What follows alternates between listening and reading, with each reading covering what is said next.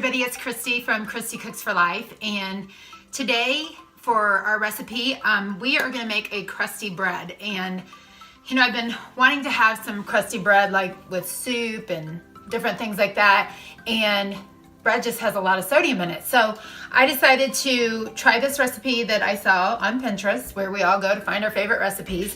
And so basically, instead of using salt, I used garlic powder, thinking I'd add a little flavor to it. So it's 1.5 cups of basically hot water and a packet of yeast, or 2.5 teaspoons if you don't have a packet. I'm still using the bootleg yeast that I got over the summer when we couldn't get a hold of it in the stores. So, and then 3¼ cups of flour. And you just mix that all together. Now I will say that I added a little extra water because it was just too dry. I didn't feel like it had incorporated very well together. So I added a little more water just to make sure that it was the right consistency. You want it to all come together and just be a little bit sticky. So then I let it set for about 2.5 hours so it would rise. You can do 2 to 3 hours. And then I put my Dutch oven into the oven as it was preheating. So it's scorching hot right now. And we're gonna take that out and place the parchment paper with the dough on it into the Dutch oven. And then we're gonna put the lid back on and let it cook for about 30 minutes. So I'm gonna go ahead and pull this out of the bowl and turn it onto the parchment paper. Pull that out of there. Ooh, it's a little sticky. I think it's supposed to be like that. So we're gonna put that on there, and we're just gonna pull it into the center and make it into, I didn't realize it was gonna be quite so sticky. Make it into a circle, because my Dutch oven is a circle.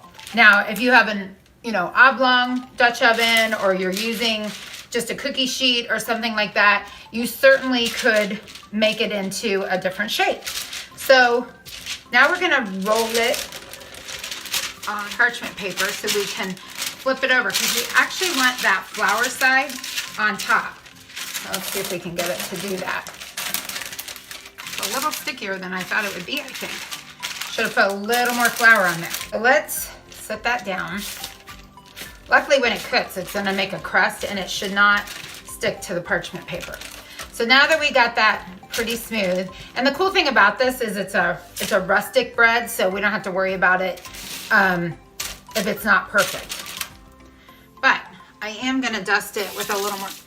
All right, now that the hands are washed, I'm actually gonna take a little bit of flour and sprinkle that over the top, because we want it to have that, crusty, rustic bread feeling like you get when you buy it at the store.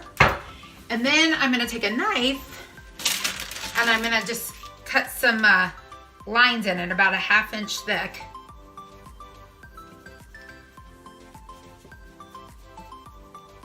That way when, it comes out, it'll be split and it'll look super yummy. Okay, so we are gonna pull this Dutch oven out of the oven. Now, you wanna be really careful because it's been in here and it's super hot. It actually reminds me of when my grandma used to make cornbread. She would always take a cast iron skillet and preheat it in the oven and pour in. Ooh, look how hot that is. Steam coming out of there. And she would pour that in the grease right into the cast iron skillet, and it would fry like crazy. All right, so we're gonna slide that in there. Get it so it's kind of centered in the pan. Make sure you have your pot holders so you don't get all that down in there. All right, so we are gonna put this back in the oven. Still, it's at 450. Go ahead, stick that back in there. And then we're gonna let it cook for about 30 minutes. And then we're gonna take the lid off and put it back in for about 10 more minutes to let it brown. So let's see what it looks like when it's done. Okay guys, it's been 30 minutes and I just took the bread out of the oven. So, oh my gosh, can you guys see this? Ooh, hot, hot, hot, hot. Look at this. Oh, I don't know if you can see because of the glare. Can you see that? It looks amazing. All right, so we're gonna put it back in I'd say for about 5 minutes because it's already starting to get a little bit golden brown, but 5 to 10 minutes, and then we'll pull it back out again. Okay guys, now we have the finished product.